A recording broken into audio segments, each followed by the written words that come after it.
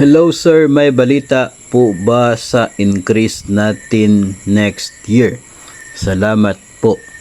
Ito ay isa sa mga tanong talaga na napakarami ang gusto po na humingi ng sagot. No, kung ano po yung any update tungkol sa magiging sahod natin pagdating ng 2024. Sa ngayon po ay wala pa talagang definite na kasagutan para po dyan kung magkakaroon talaga ng pagtaas ng sahod at kung magkano man sa darating na 2024. No, kasi nga yung mga nakikita natin ay puro mga salita na nagsasabing siguradong mayroong increase, pero hindi naman po natin nakikita yung legalidad or isa pong papel na pagpapatunay na magkakaroon talaga ng increase at kung magkano man. Wala pong batas sa ngayon na nagsasabi na may pagtaas sa sahod next year. Wala pong order ang Pangulo na nag-uutos na taasan ang sahod next year. Wala po.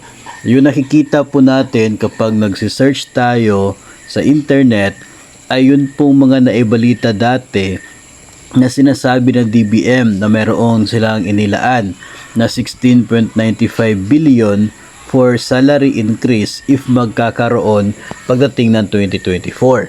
Mayroong pondo na yung nasa miscellaneous fund, parang ganon, doon sa DBM for 2024 budget. Pwedeng gamitin kung magkakaroon ng salary increase. Pero it does not mean na talagang mayroon hanggat wala pong batas o wala pong order na siya pong magiging basihan for that increase.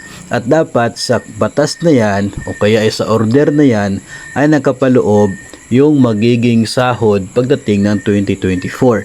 Sa ngayon wala tayo nakikitang ganyan. Kaya yung posibilidad sa salary increase ay possible, pero hindi pa talaga siya 100% na sigurado hanggat wala tayo nakikita na siya pong pwedeng legal basis for any increase sa susunod na taon. So yun po yung ating pwedeng maibigay na sagot, no, sa mga tanong na katulad po nito. Dahil tulad po ninyo, ako din naman po ay nag-aabang, no, sa anuman pong update sa increase na ito.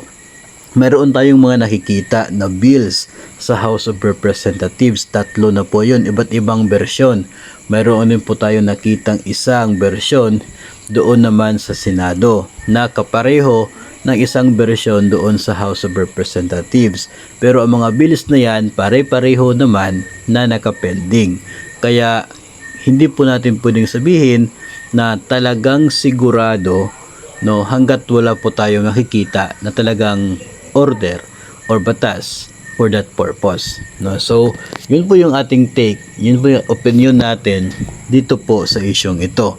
Kapag mayroon pong lalabas, no, na order from the president, and I'm not sure kung what specific order yung pwedeng gawin niya para magkaroon ng pagtaas ng sahod o kaya ay magkakaroon ng batas for that purpose, no, maging doon sa priority bills ay hindi po natin nakikita yung isa doon, no, na bibigyan ng priority yung para sa salary increase, no. So hindi pa po talaga natin 100% na sigurado sa ngayon, pero may mga words of assurance from different agencies na nagsasabing possible po.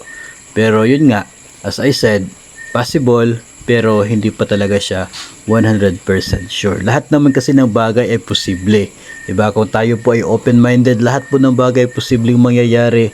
Pero sa ngayon, wala pa po talaga tayong 100% na kasiguruduhan na talagang mangyayari yan. Pero patuloy pa rin po tayong aasa na sana one of these days ay magkakatanggap tayo ng magandang balita tungkol dito sa ating inaabangan na pagtaas ng sahod sa 2024.